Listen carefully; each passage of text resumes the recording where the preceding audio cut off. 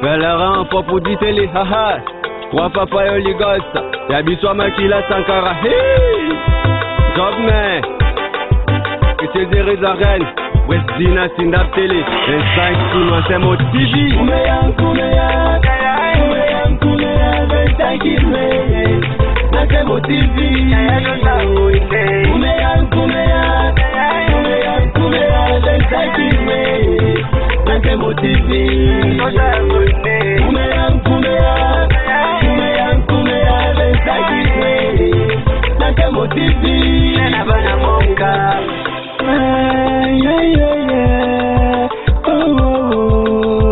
C'est mon TV. Atalite ya mboga kikwiti Bizonyo sona Nsemo TV 25 Kinois papa Yonde mopanzi sango Oville na biswa kikwite Emona na eba na yaya Emiswa kitoko boye kaka na Nsemo TV Mama boy eme Mama to like Bayaya to sabone na Nsemo TV 25 Kinois Kete kone kikwite Mbisa de chez nous Pi kaka na Nsemo TV Koumeya 25 Kinois Nsemo TV Koumeya 25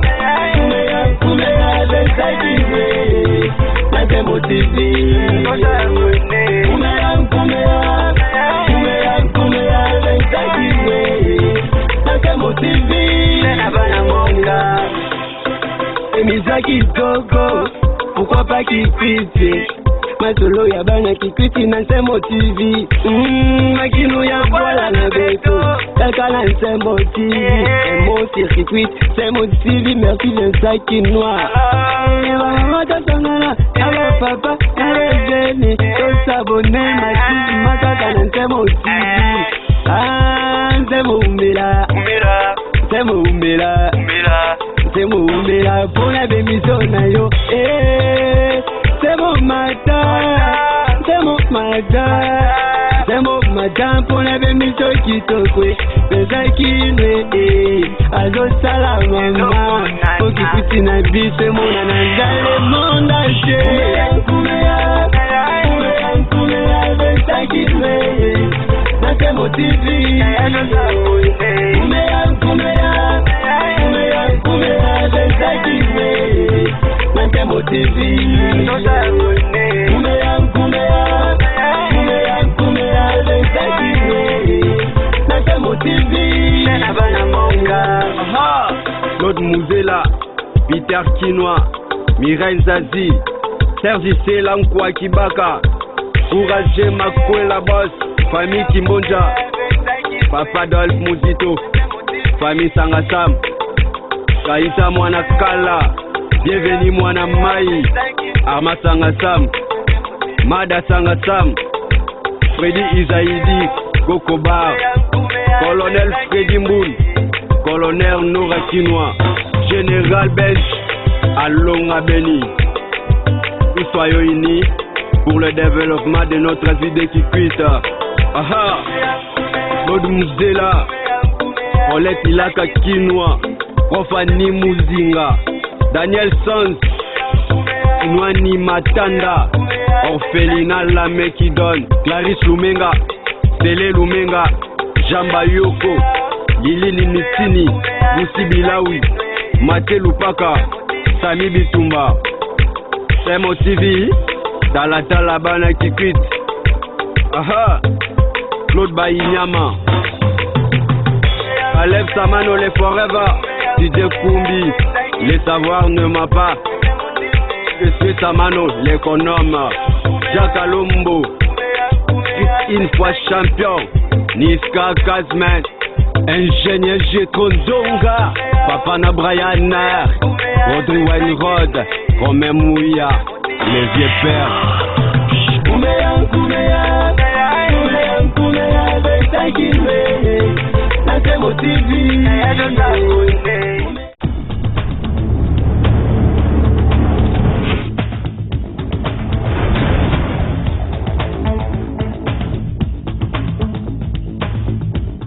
Kibansala Bambuta Ngoma Baleki Nsemo TV ya Kikwiti mpi ya Kwilu mpi ya Bandundu na muvimba na yo nyonso mukelomba benu kwisa ya mbote na chaîne na benu ya bana Kikwiti ya ba jeune courageux bien sûr peut débattre sur ba problème nyonso ya province ya Kwilu mpi ya ville ya Kikwiti peut-être sola na benu ensemble peut-être pesa bangindu kimutindu province mpi ville na betu ya Kikwiti ville ki talatala ya province ya Bandundu mpi ya Kwilu luku kwena na ntwala na yayo mukelomba benu mampangi comme un petit rappel betke lo midi la benu kulanda ya mbote na Ntemo TV mais betke zola na benu mampangi be soutenir émission na benu mpi chaîne na benu Ntemo TV soutien na benu kenanki point mampangi ya Kwilu mpi ya Bandundu beme lombaka na betu mampangi na benu ya Ntemo TV na ku présenter benu be émission ba vidéo ya Ntemo TV yo vanda na intégralité na Kikongo en intégralité na Kikongo pardon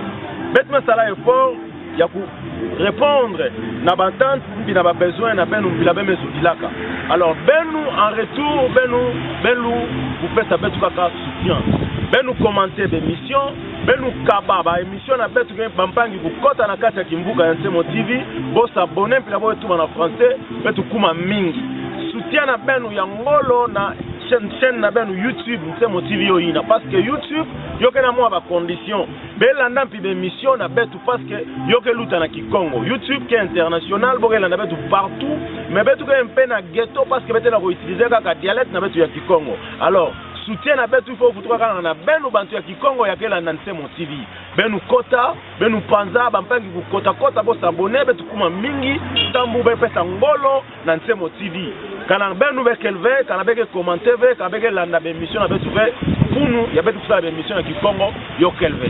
Merci Vincent Kinwa, Peter Kayembe Lomak studio na ba image ya beme pesa mampangi bizuzi ya beme pesa mampangi ya bome landa je pense bome kudiyula bana Kikwiti entama peut-être na kutalatana na loeka boke se retrouver place à tukele mais na munzenza atandi mavene bete na ville basse ba image ya beme mona yoke en pleine ville basse centre ville commercial économique ya ville ya Kikwiti donc place bantu ya nene ya ville ya Kikwiti ke jingaka mindele bampangi na beto akena mwa ba moyen ba famille ya ngolo ya mekwena nsangu na Kikwiti me ba jinga na ville basse alors na kutala ba bizuzi ba imagine yoke pesa vraiment qui est sévère yoke pesa mpashi plateau ya bele mona na bete na Kikwiti 4 on allait passer notre émission à ville basse en pleine ville basse de notre émission pana mais par rapport à ba conditions dès me fuluka après mvula ba embouteillage mpla tout ça la benème mission la ville qu'elle veut ba kubenda na mingi on a betne kuisa na Kikwiti 4 donc beme landa yo betu betke songa benu sambu betu réfléchir ensemble betu tout la mabansa betu tout bande inki mutsindu betke dikala place moshi parce que situation ya ville basse na ke daté na boubouve ba gouverneur meluta quoi ba maire de la ville meluta quoi ba gouvernement pi meluta quoi situation ke kaka moshi alors freinage qui place ba mfumo yake kuisa boke ba incompétent ba moyen qui manqué alors en tant que autorité parce qu'on dit diriger c'est prévoir en tant que autorité quand la moyen qu'elle veut un mécanisme pour me créer ça on créer ça ba moyen na pour résoudre problème ya ville basse est-ce que petite moche approfondi mais salamaka ça peut comprendre une situation que vous trouvez kaka problème ya situation ville genki ville basse que bien na ntangu ya mushipu la bete to na elanga na lingala na mushipu ne ville basse que bana bien mais na période d'amvula ville basse que bana menacé massa mushindala ke kitaka après mushindala yoke bikaka zelu hôtel ya zelu na mulu vana vraiment mu expert vers na matière mulu ta dimension vers hôtel donc zelu ke vana na niveau moshi na ba moto na ba voiture na ba camion ya nene mbila kuluta ke vana na bantu makulu poto na koidro na taba bantakeza ba bata pardon na bata bantakeza bata entrée ya du commerce ancien bingo bar bingo hôtel du Kwilu pembe yoke bana catastrophe la unyatake bana alors na yo bubu mais sosa mezo mpangi na moshi collègue na mo ya Kisalo akele moshi ya ba bandi nsangu ba journaliste ya ville ya Kikwiti mbi porte parole mais sosa ni parce que aluku pesa betu belema ya mutake fréquentaka bamfumu ake kota kota na ba bureau a expliquer toute situation ya ville basse kenki aso ngabe tumpi après pendant le gouverneur balabala bote kama mapango ya plateau ne boke so ba camion ben ça na situation ya ville basse aso ngabe tumé kumana nki niveau et bompi na ba association la boya Kikwiti bomé kumbomé salan ki ba ne marche ça tout résoudre problème ya ville basse et OK soni ville basse qui talatala ya Kikwiti ville basse kana mutu bubu na ville il faut moi na na ville de Kikwiti mais actuellement moi avec constat mais moi je me mets là dans la vidéo ben nous mange tout banki ben même on dans la vidéo parce que y a bête même on y a bête que sur place moi sont à ben bampangi yo que catastrophe merci.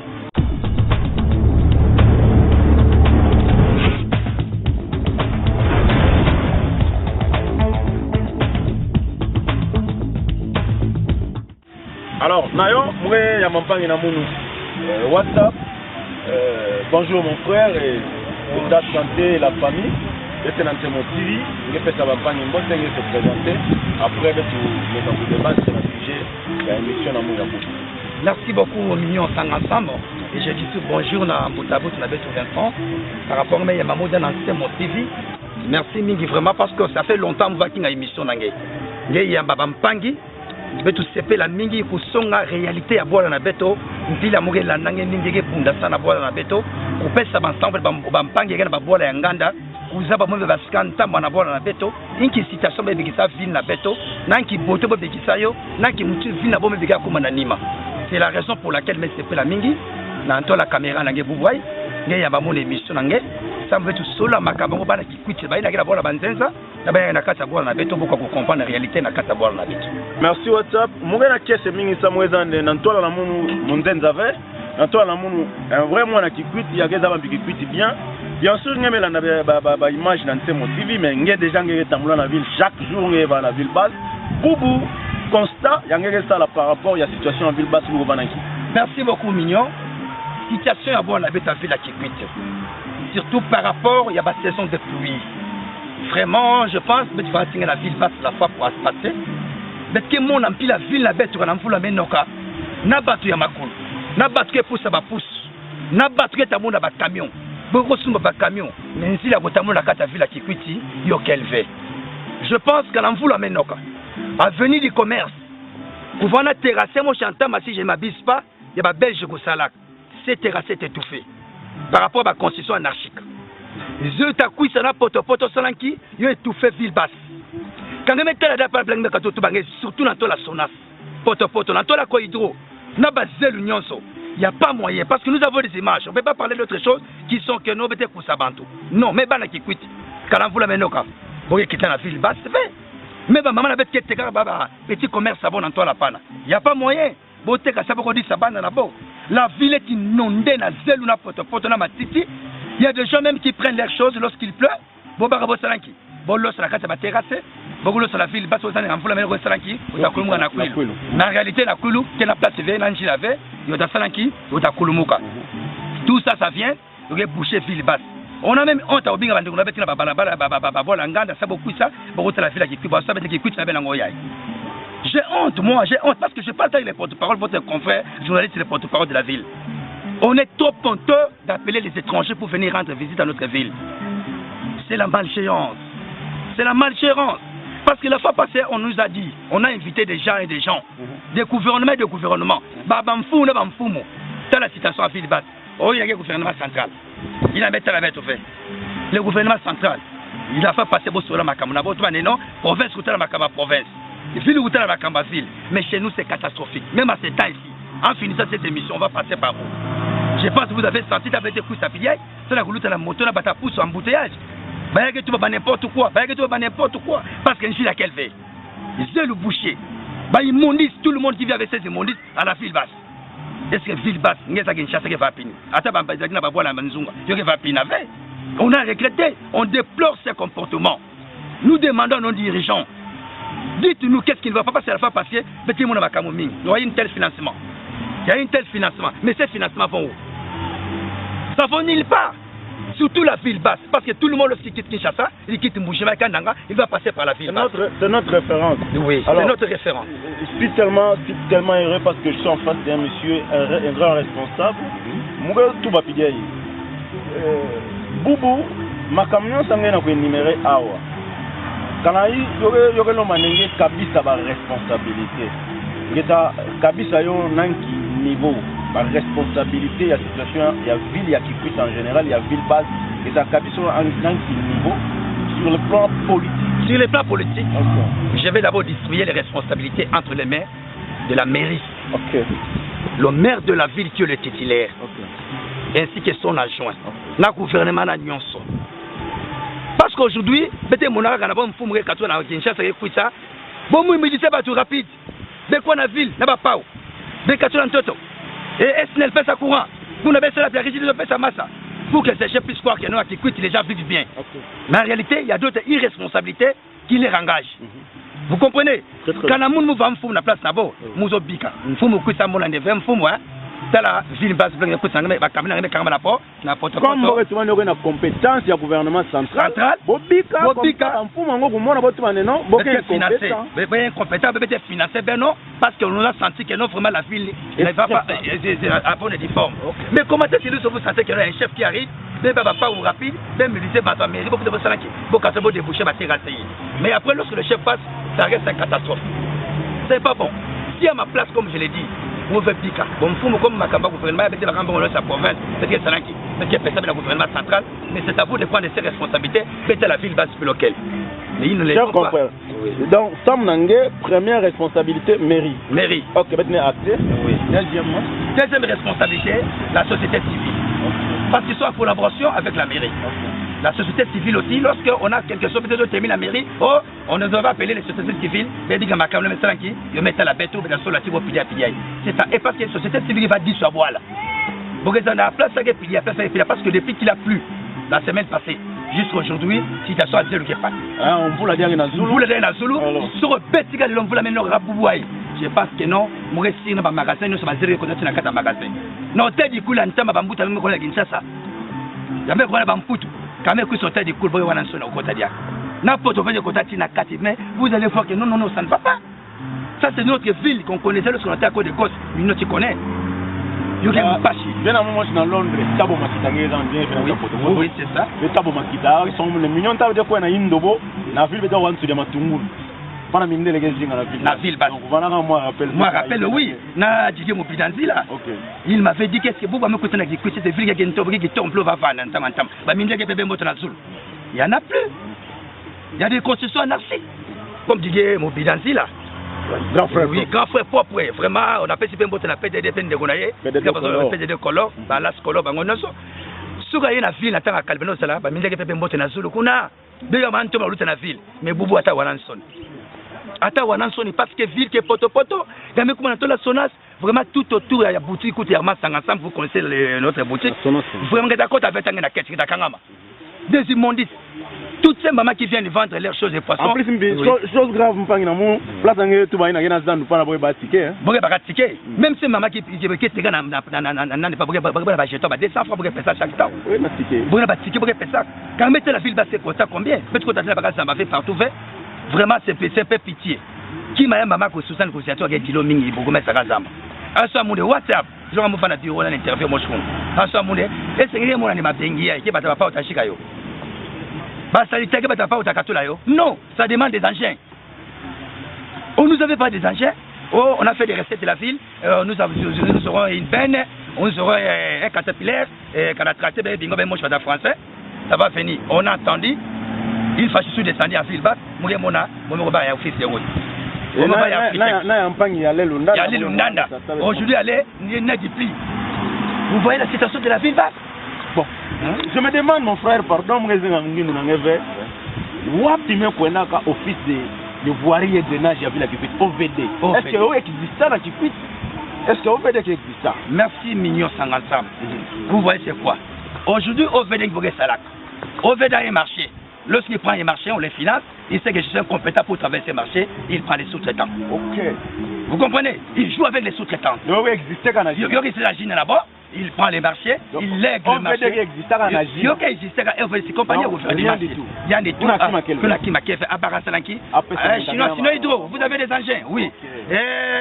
Drake, ce qui c'est, tu vas bien Rango. Vous avez des engins. Prenez ces marchés. Bon, on a tout, on a beau Salanki.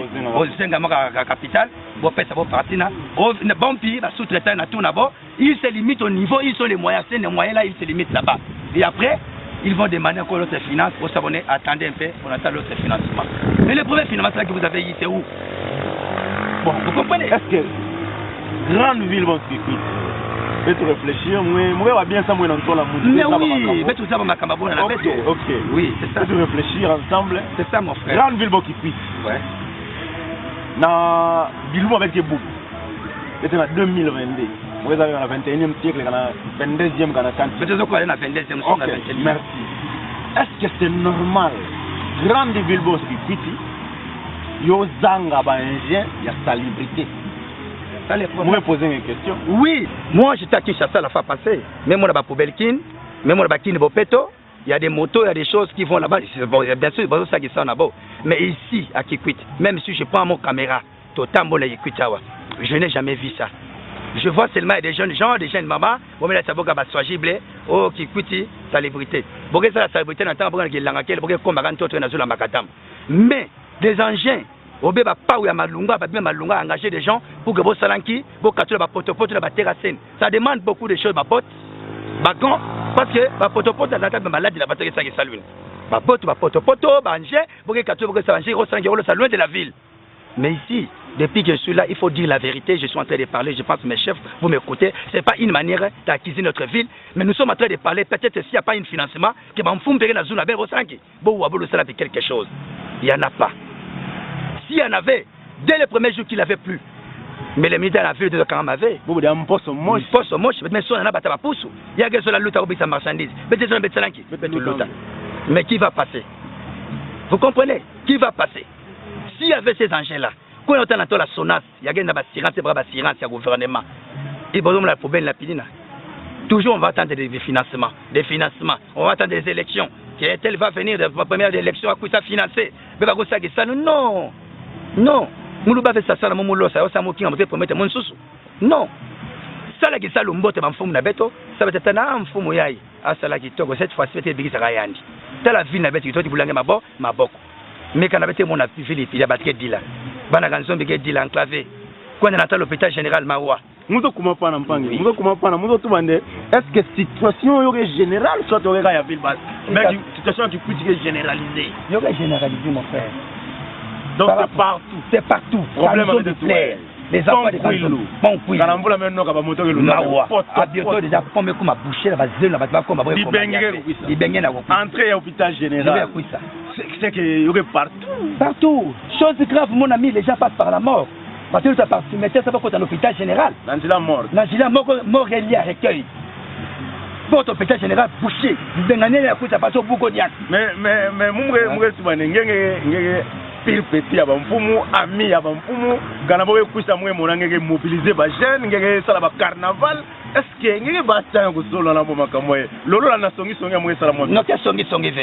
nous faisons ça pour les encourager. Nous faisons ça pour les encourager, attaquer nos chefs, parce qu'ils viennent avec leur idéologie. Mais écoute, c'est l'idéologie, tu as mon atout, la mono, mourir ça la piliaille. Ben, nous avons salvé.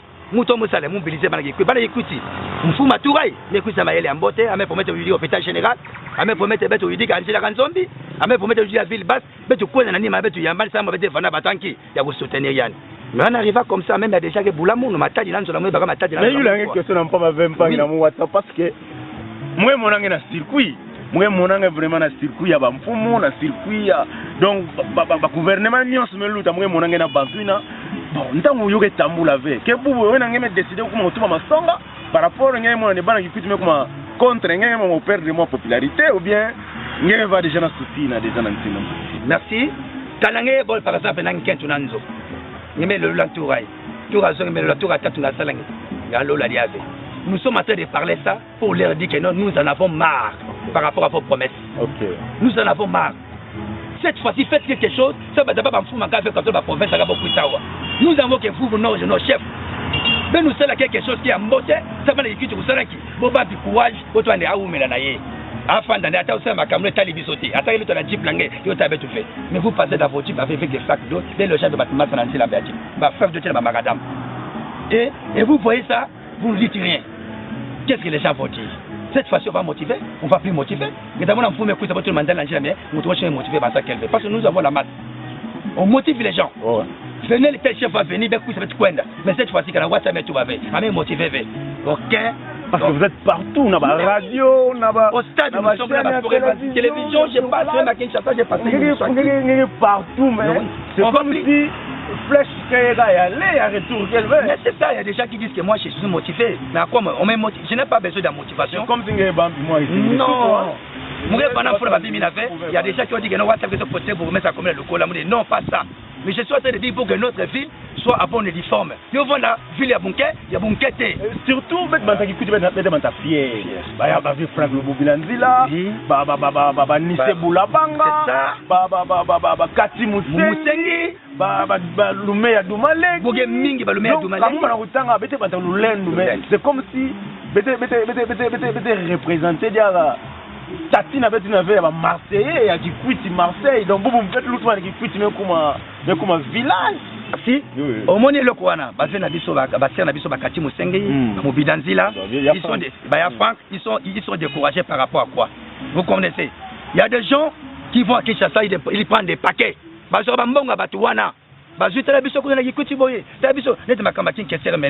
y a beaucoup de gens qui sont allés à Kinshasa, mais on n'attendait pas cette statue. Vous comprenez? La statue, vous avez tout là-bas, vous mettez le monument, vous mettez le monument, vous avez même bon kuna me kuisa kwako me kima ke me jubo moshi bo se décider de kilumbu bo katwa kuna bamputu bo kuisa bo kitawa bo kutela bo moshi na bambonga ba te lomba beto bambonga kwako donc ça c'est qui m'a moshi ve. Vous comprenez? Moi kuyula bantu sérieux bo ba WhatsApp ayina initiative mundaka financer quel veut ça WhatsApp kina mot de passe okutana mina kuve ayina mot de passe okutana de mu passe avec bandake ba moi ntola rekutana bantuna bo ke goba betu ka. Nous sommes en train de WhatsApp vraiment. Mais il y a toujours une mobilisation.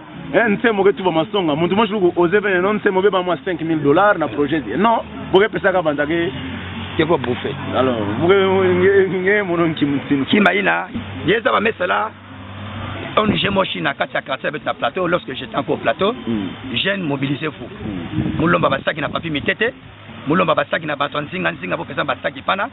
Chaque soir, je vais à Gênes, je vais à congé, je vais comme colonie de vacances. Je vais venir général, il y a encore le général Moutopek qui était encore là. Mon contact est bureau général Moutopek. À venir, il y a vraiment généralisé. À l'avenir de la clinique, vraiment. À l'avenir, il y a Gênes, papa Tofolo qui me suit aussi. Vraiment, quand même, comme l'autre.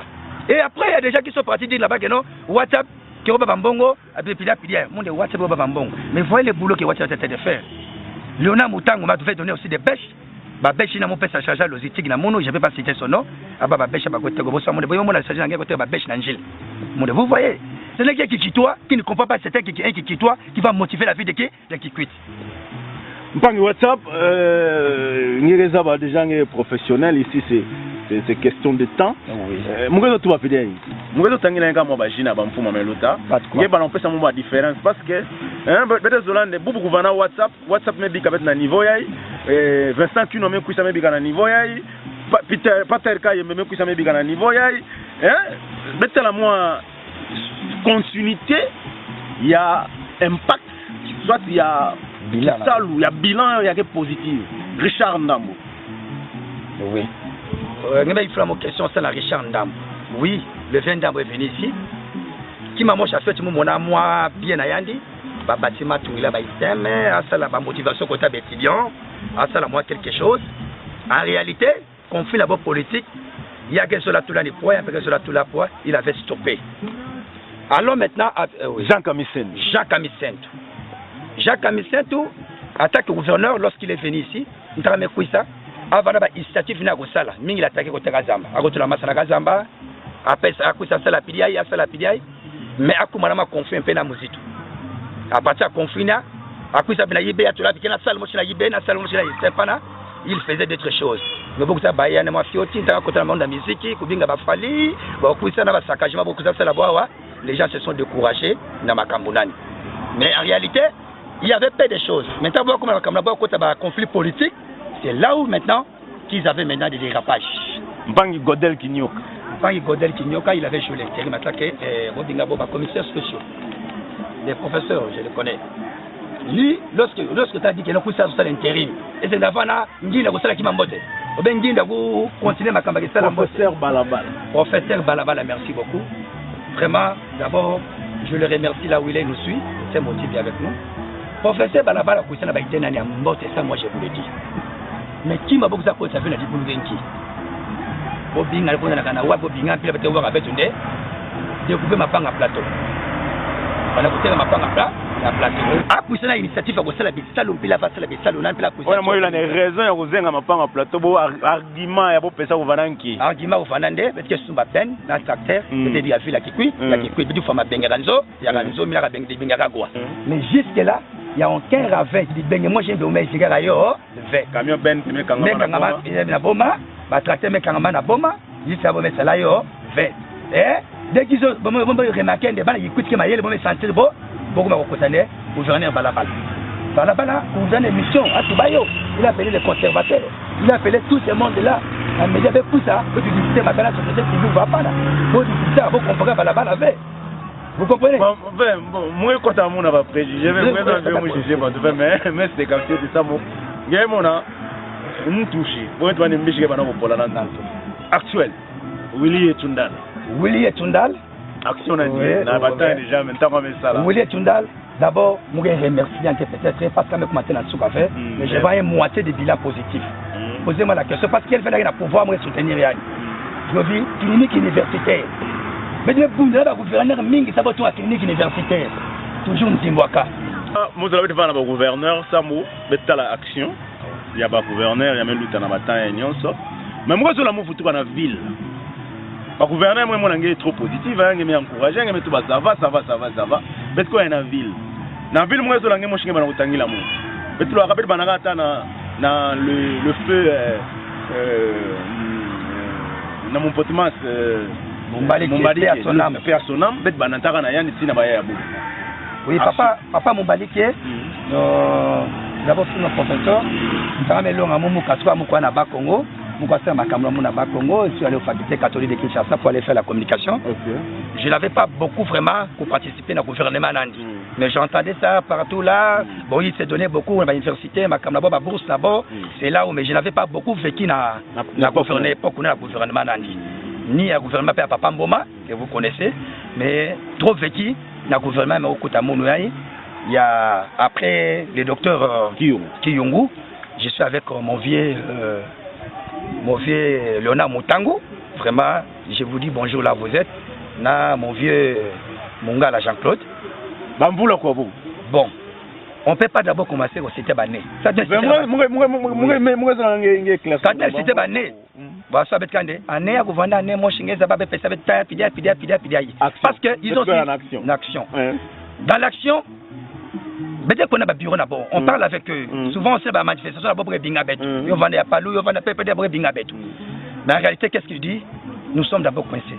On est d'abord coincés. Il faut pidiaï. Il y a un problème, il y a un problème en cac. Il y a un problème, il y a un problème en cac. Mon est attends avec ma ville, il y a. Mais moi, je vais action la ville.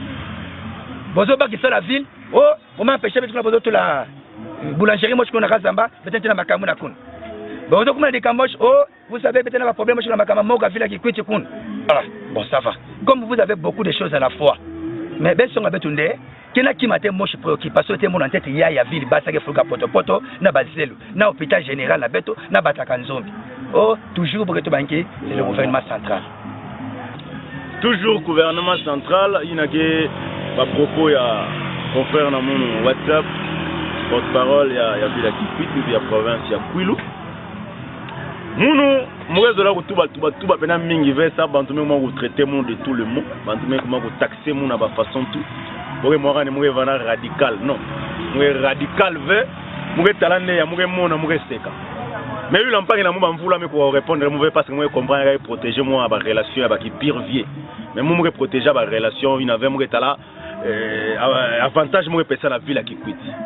Moi, je suis tout na ba vie na benu privé bete mon évolution ngolo ba entreprise ba nini para be na ba problème ve kana kuma na mangama villa ki kwiti trop de problèmes mweza avec ça na kusala moi groupe moshi ya célébrité ya kusuba taba moto gizi ya 3 pines ça ba katula poto makama boulangerie ka zambaki empêché mweyula entrée à hôpital général ça na kusala moi action kusala quelque chose morgue makama morgue qui empêché. Ce ne sont pas des raisons. Diriger, c'est prévoir. Aucune mission. Vous savez, tu vas comme dirigeant, vous avez mission.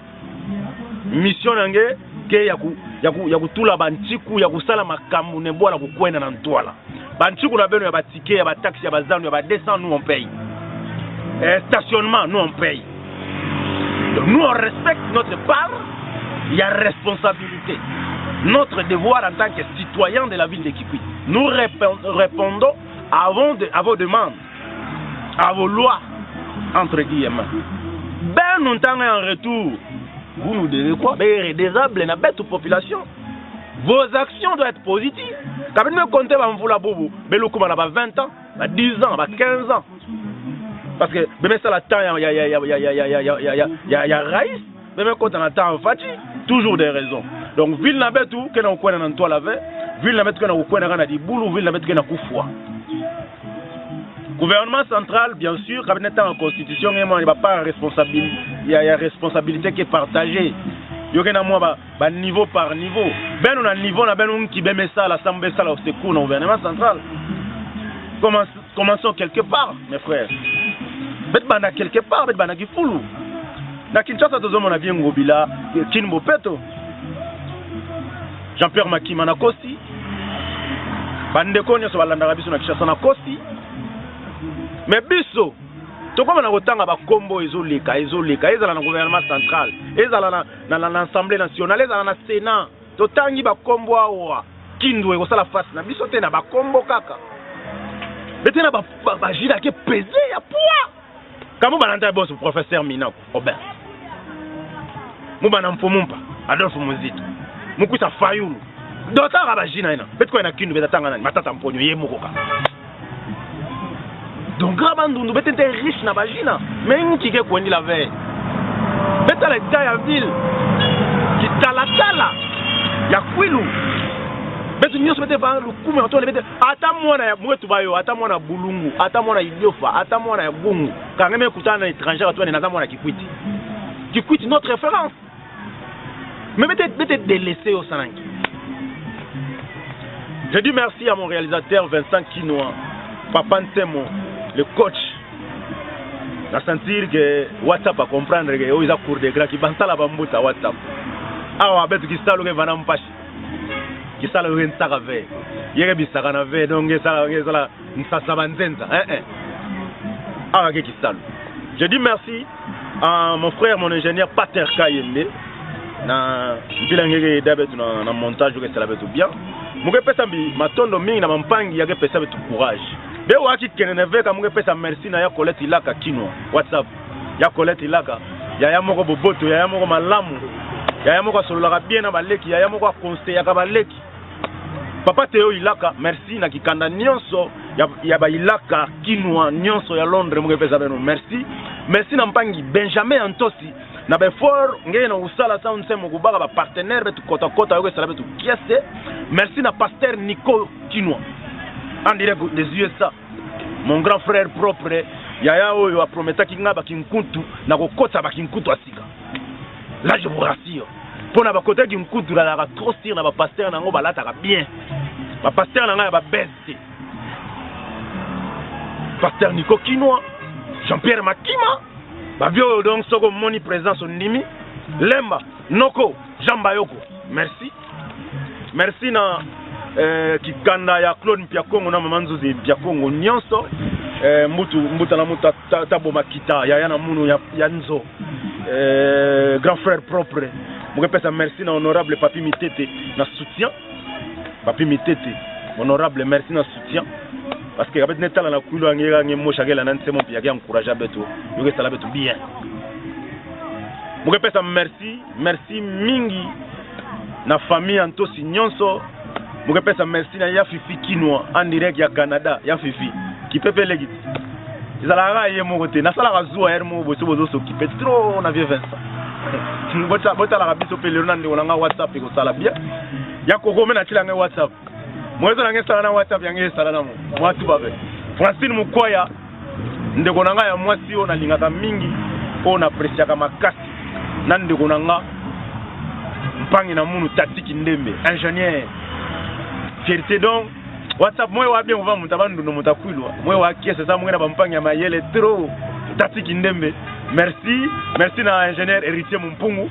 Et merci à mon frère WhatsApp vraiment il a aimé pesa ntangu na kusolo la bampangi na ya ntemo bokezo la bantu boben banta masonga ne masonga mbora ngepesa mimbote na ba ya Frank Mobilanzila ngepesa mbote mbi na famille sanga sam nyonso yo wasala mu bien. Merci beaucoup famille sanga sam nyonso d'abord na commencé par Yarma on a fait la ngasa la bande de kuna histoire longa déjà ya John vraiment sanga sam mbote belé les bons Gilles bambote belé pa na yo na pesi bino mbote bino nyonso na bonne sanité ya Colette ilaka ser na ngai WhatsApp azolela tara WhatsApp de pa me bandaki salo ai ka pieto tibo ngena ku dila c'est excellence papi mitete balobi mikolo za excellence ministre provincial de budget finance vie WhatsApp na ku dila musonga mondial la songa ngai WhatsApp na ku dila ka tibo na bonne sanité famille Mobidanzila nyonso bobaza na poto Didier Mobidanzila bobaza partout wana monde entier bobaza wapi ya Frank Mobilanzila bambote beleta la WhatsApp na kujamilita be mona mignon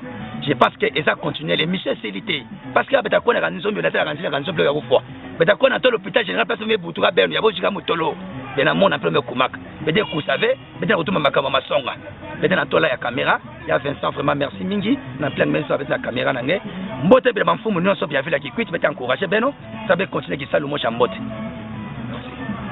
merci bana ma bampangi ya kimvuka bana ya kibansala ya bambuta ya Ntemo TV émission yome suka ve parce que makambo ya ville ya kutuba ke mingi mais tellement bete sali la ntangu bete suka bubu na ntangu ye yao et ça continuer bete lo mabenu kaka soutien bete lo mabenu kaka be kotisa bampangi bete kuma mingi na kimvuka bezwa temps ya kutala ba vidéo na bete na intégralité bete la na ntangu nyonso yanda yo kasala bete bien yo ke soutien na benu sambu be pesa de force na YouTube.